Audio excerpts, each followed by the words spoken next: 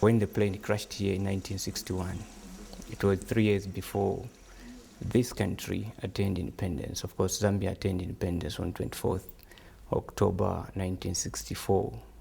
The first president of this country, Dr. Kaunda, decided to form the Dag Hammarskjöld National Foundation Committee with the objective of keeping the memory of Dag Hammarskjöld, the memory of the death of Dag Hammarskjöld for a long time here in Zambia. Visitation here is quite tricky. You can be here for 1 week, you don't see a person. But when they mean to come again, you get surprised. You can have even 100 visitors per day. But mostly the groups which come in bigger numbers are school parties and the state delegations.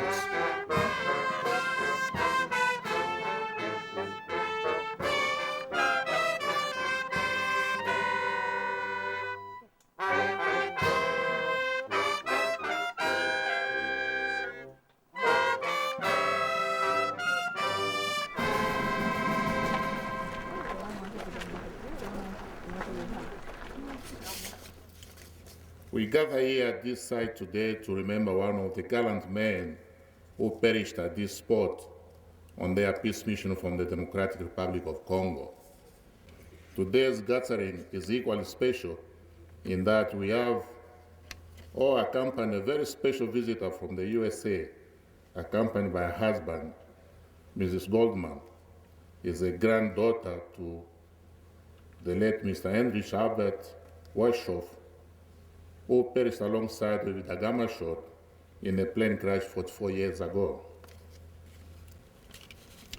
This site, Your Excellency, distinguished guests, ladies and gentlemen, is a testimony that peace is a global issue in which all citizenship globally are actively involved.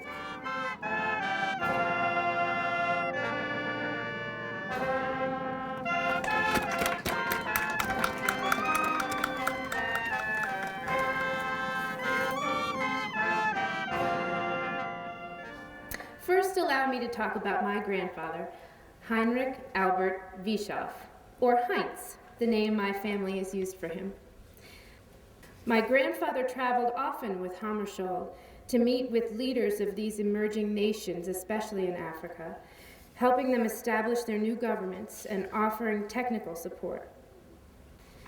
By this point, my grandfather had become Hammarskjöld's closest advisor on African matters, in addition to being a valued colleague and a sounding board.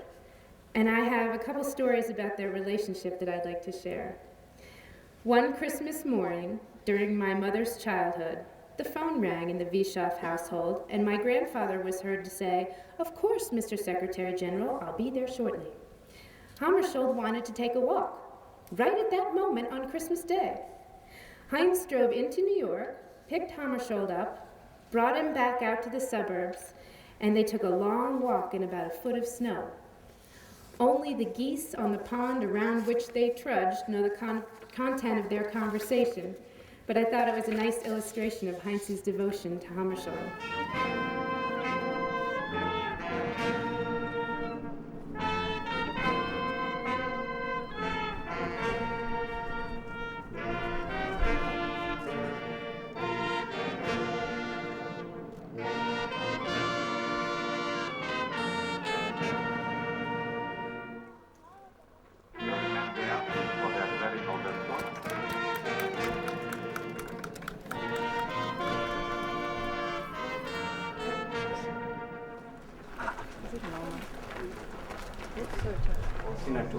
After that, they constructed this one, and finally, the one you've seen outside.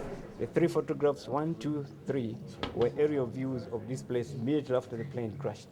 Then above there, we have a collection of all the photographs of the personalities who have worked as Secretary General of the United Nations.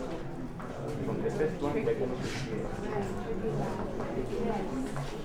I have been made to be a guardian of principles of such a great man, because I've read a lot about Dag Hammarskjöld, and it's given me a lot of encouragement, and I think that is what even led to me thinking of establishing a school to honor Dag Hammarskjöld, and also Sweden, the country from which he came, by introducing the Swedish colors as uniform for the people at the school. Yellow tops and blue skates. When you visit the crash site, you think of Dag Hammarskjöld as a dead person.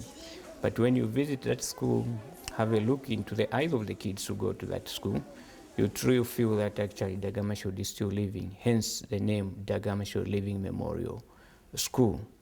So that's how that school has been established. The main objective is to have a sense of belonging on the part of the local people living around the crash site, to have a sense of belonging to all the projects related to the Dag Memorial.